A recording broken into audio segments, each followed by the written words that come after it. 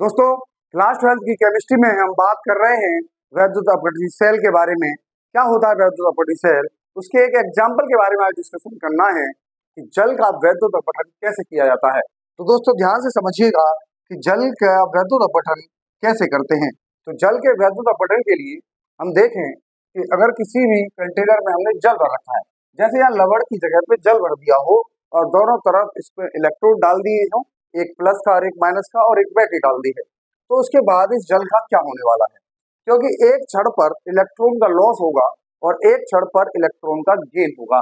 तो दोस्तों समझते हैं कि कैसे हम समझेंगे कि इलेक्ट्रॉन का गेन होना है या फिर इलेक्ट्रॉन का लॉस होना है, और कैसे H2O कहाँ लॉस करेगा इलेक्ट्रॉन को तो क्या करेगा, और अगर H2O गेन करेगा इलेक्ट्रॉन का तो कैसे करेगा, यानी कि एनोड पर वो किस तरह की रिएक्शन देगा और कैथोड पर वो किस तरह की रिएक्शन देगा। तो ध्यान से देखिए जरा, अगर H2O एनोड पर है, अगर H2O एनोड पर रिएक्शन दे रहा है, यानी कि H2O का ऑक्सीकरण कैसे होगा, जल का ऑक्सीकरण हम कैसे करते हैं।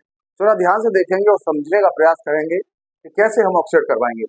तो ऑक्सीकरण का मतलब होता है इलेक्ट्रॉन का लॉस करना। दोस्तों क्या होता है, इलेक्ट्रॉन का लॉस करना। अब इलेक्ट्रॉन का लॉस करना है जल को, तो कैसे करेगा, जरा ध्यान से देखें। तो पानी के अंदर क्या होते हैं, H प्लस और OH नेगेटिव दो आयन होते हैं। अरे यस और नो, पानी के अंदर कितने आयन होते हैं, दो, एक प्लस और एक माइनस, H प्लस और OH माइनस। अब आप ये देखें कि यहाँ पर अगर इलेक्ट्रॉन का लॉस कर सकता है तो क्या H प्लस कर सकता है या OH माइनस कर सकता है।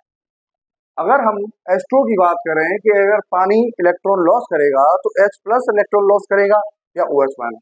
तो आप जानते हैं कि H प्लस के पास तो इलेक्ट्रॉन ही नहीं है, ये लॉस कैसे कर देगा। तो लॉस कौन करेगा इलेक्ट्रॉन का, तो इलेक्ट्रॉन का लॉस करेगा OH माइनस। OH माइनस जब इलेक्ट्रॉन का लॉस करेगा तो ये ऑक्सीजन गैस क्रिएट करता है। तो ध्यान दीजिए कि OH माइनस जब भी इलेक्ट्रॉन का लॉस करता है तो ऑक्सीजन गैस प्रोड्यूस करता है।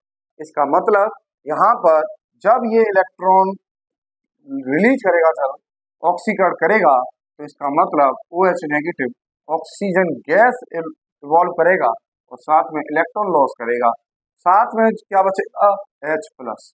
तो इस तरीके से हम जल के एनोड पर होने वाली रिएक्शन को लिख सकते हैं। कितना आसान है लिखना, देखो हमें केवल ये याद रखना है कि OH नेगेटिव जब इलेक्ट्रॉन का लॉस करेगा तो वो ऑक्सीजन गैस बनाएगा। अगर OH नेगेटिव इलेक्ट्रॉन का लॉस करेगा तो वो क्या बनाएगा, ऑक्सीजन गैस बनाएगा। अब ये इलेक्ट्रॉन का गेन करना है, यानी कि इस पर क्या करना है, अपचयन करना है। तो कैसे लिखा जाएगा अपचयन की रिएक्शन, तो कैसे लिखी जा रही है अपचयन की रिएक्शन। तो अब अपचयन कौन करेगा, H प्लस, इलेक्ट्रॉन ग्रहण कौन करेगा इस बार, H प्लस, और H प्लस इलेक्ट्रॉन ग्रहण करने के बाद कौन सी गैस बना सकता है, हाइड्रोजन गैस। इसका मतलब यहाँ पर कौन सी गैस लिख देंगे, हाइड्रोजन गैस प्लस, और क्या बनेगा, OH नेगेटिव, और इलेक्ट्रॉन इधर जुड़ने लग जाएंगे। तो इस तरीके से हम दोनों रिएक्शंस को लिख पा रहे हैं। एनोड और कैथोड पर होने वाली दोनों रिएक्शन जल की हम लिख सकते हैं आसानी से।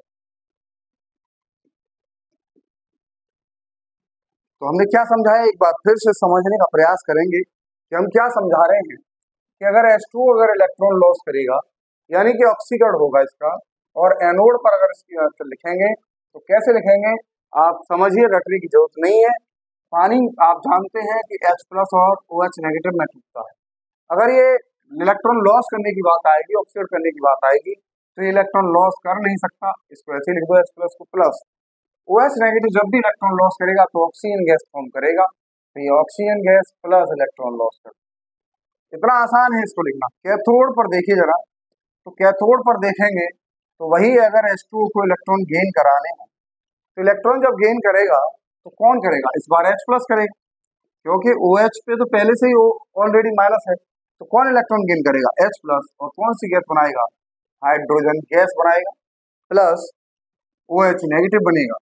तो इस तरीके से आपने H2O का ऑक्सीकरण भी समझा और H2O का अपचयन भी समझा। तो इस तरीके से हम जल के ऑक्सीकरण और अपचयन की कहानी को पढ़ सकते हैं। यानी कि जल का जब वैद्युत अपघटन करवाएंगे तो दो गैस प्राप्त होगी, एक ऑक्सीजन गैस और एक हाइड्रोजन गैस। हमने क्या कहा, जब जल का हम वैद्युत अपघटन कराएंगे, इलेक्ट्रोलाइसिस कराएंगे, तो क्या प्राप्त होगा वहां से, ऑक्सीजन गैस और हाइड्रोजन गैस। तो आज के लेक्चर के लिए इतना काफी है। मिलते हैं आपको नेक्स्ट क्लास में और एग्जांपल्स के साथ में कि जल अगर जल मिला के नमक का जल अपघटन करेंगे तो क्या होगा, और बिना जल मिलाए नमक का जल अपघटन करेंगे तो क्या होगा। यानी कि जब हम रिएक्शन करेंगे आगे तो उसमें हम H2O के बारे में डिस्कस करेंगे कि H2O का ऑक्सीकरण अपचयन कहाँ पर होगा, कहाँ पर नहीं होगा, और हम बात करेंगे फैराडे के नियमों की। तो दोस्तों आज के लिए इतना ही काफी है। Thank you.